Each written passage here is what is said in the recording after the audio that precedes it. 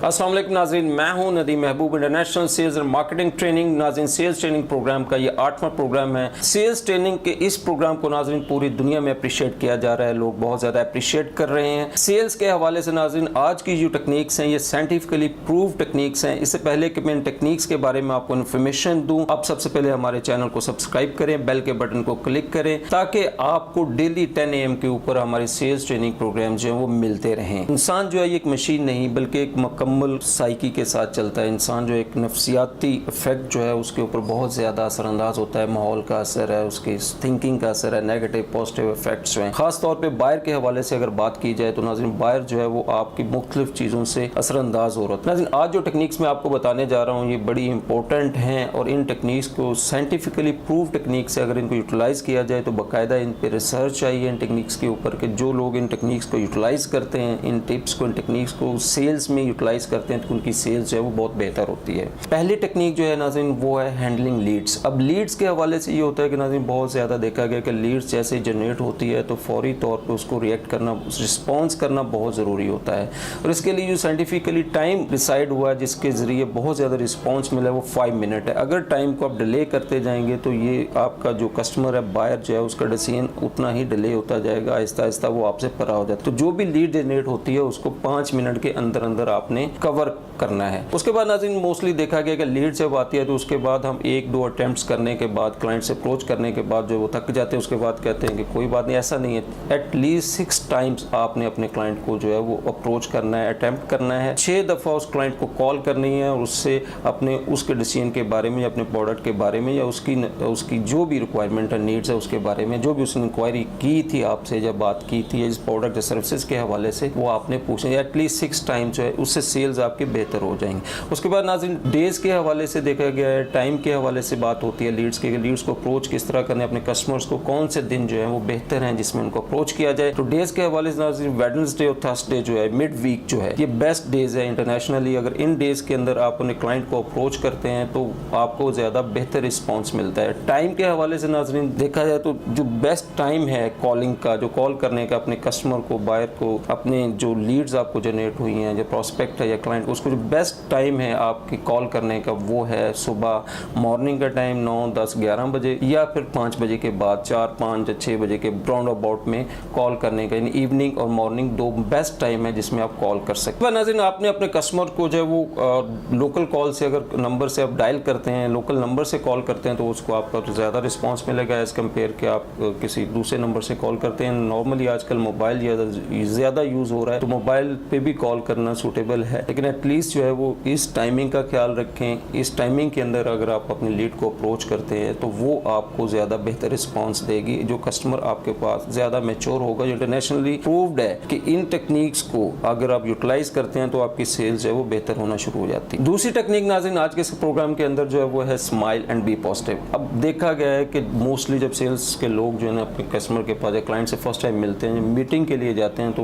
वो first impression ऐसा देते हैं कि जिससे क्लाइंट इरिटेट होता है। नेगेटिव बात करना भी जो है वो सूटेबल नहीं। यहाँ पे ये सूरत हाल है कि जैसे ही सेल्स रिप्रेजेंटेटिव अगर किसी कस्टमर या क्लाइंट के पास जाता है तो अगर वो उससे जाते ही फर्स्ट कमेंट्स ये पास करता है, ये बार बहुत गर्मी है या बहुत सर्दी है, माहौल ख़राब है, मुल्की हालात ख़राब हैं, या कोई ऐसी बात करता है जो नेगेटिव इम्पैक्ट देता है, आपने खुद मैसेज उसको कन्वे कर दिया ऐसा जिससे वो जितनी देर आप से प्रेजेंटेशन अपनी प्रोडक्ट या अपनी सर्विसेज के हवाले से आप डिस्कस करते रहेंगे उसके जहन में वो नेगेटिविटी, जो नेगेटिव इंप्रेशन हमने छोड़ा है वो कभी भी नहीं जाएगा। तो लिहाजा कोशिश करें कि जब भी आप कॉल करने के लिए जा रहे हैं या क्लाइंट से मिलने के लिए जा रहे हैं, फर्स्ट कमेंट्स बहुत अच्छे दें, मौसम बहुत अच्छा है, good morning, like that. Hotels में कहा जाता है 27% जो होटल के जो वेटर्स हैं उनकी सेल्स इंक्रीज, टिप्स इंक्रीज हो गई। कि उसमें मेन रीज़न ये थे कि वो सुबह जब भी गेस्ट उनके पास आते हैं, गेस्ट जाते सुबह जब अपने काम के लिए या अपनी असाइनमेंट्स के लिए निकलते थे उनको गुड मॉर्निंग कहते थे। तो ये गुड मॉर्निंग कहने से उनको एक अच्छा इम्पैक्ट जो है उस माहौल का एक अच्छा असर जो है उनके ऊपर पड़ता था। सो स्माइल और पॉजिटिव रहना जो है ये बहुत ज़रूरी है, स्पेशली जब आप कॉल या प्रेजेंटेशन स्टार्ट करने लगे हों सेल्स के हवाले से। तीसरी टेक्निक है don't talk bad about your competitors. तो मोस्टली ये देखा गया है कि सेल्स रिप्रेजेंटेटिव अपने कंपटीटर्स की बात करना शुरू कर देते हैं तो इससे जो बैड इम्पैक्ट है, जो कम्युनिकेशन है आप पे उस पर बड़ा बुरा असर पड़ता है। तो कंपटीटर्स का चूँकि ऑलरेडी आपका जो बायर है उसके जहन में या B2B में ख़ास तौर पर वो उसके जहन के अंदर ये चीज़ें जो है वो इन्वॉल्व हैं। तो जब आप कंपटीटर्स की बात करते हैं, कंपटीटर्स की डिस्कस करते हैं, तो आप अपनी सेल्स को डैमेज कर रहे होते हैं, सेल्स को डाउन कर रहे होते हैं। तो कोशिश करें कि कंपटीटर्स का बुरे लफ्जों में जिक्र ना करें, ना ही जिक्र करें तो अच्छी बात है, कंपटीटर्स का हवाला ना ही दें। अगर कस्टमर मजबूर कर देता है, रेफरेंस कोड करता है, कंपैरिजन स्टेटमेंट्स में चला जाता है, तो उस सूरत हाल में भी आप कोशिश करें कि पॉजिटिवली हैंडल करें, ना कि नेगेटिव परसेप्शन दें अपनी, कि क्लाइंट आपकी इन बातों से अंदाज़ा लगाए कि आज ये जो दूसरे मेरे किसी ब्रांड के हवाले से इस तरह से बात कर रहा है, तो कल को मेरे ब्रांड या मेरी सर्विसेज के बारे में भी कल को इस तरह से बात कर सकता है किसी न किसी अंदाज में। इस चीज़ को ज़हन में रखेंगे, कभी भी कंपटीटर्स के बारे में कस्टमर के सामने बैठ के जो है बैड डिस्कशन आपने नहीं करनी। चौथे नंबर पे नाज़रीन बड़ी अहम टेक्निक है, ये भी नॉर्मल टेक्निक्स तो सारी यहाँ में ये साइंटिफिकली प्रूव है जिससे आपकी सेल्स बेहतर हो सकती है, वो power of body language. Power of body language जो है ये बड़ा इंपॉर्टेंट है। आपने बैठना कैसे, आपने देखना कैसे, अपने हाथ कैसे मिलाना है, आपकी वॉइस टोनैलिटी कैसी होनी चाहिए, आपका बेसिक्स हैं जो आपकी प्रेजेंटेशन जो है वो कैसी होनी चाहिए, आपकी इवन ड्रेसिंग भी काउंट की जाती है, शूज़ पॉलिश हैं कि नहीं है, आपका देखने का स्टाइल जो है वो कैसा है, आप किस तरह से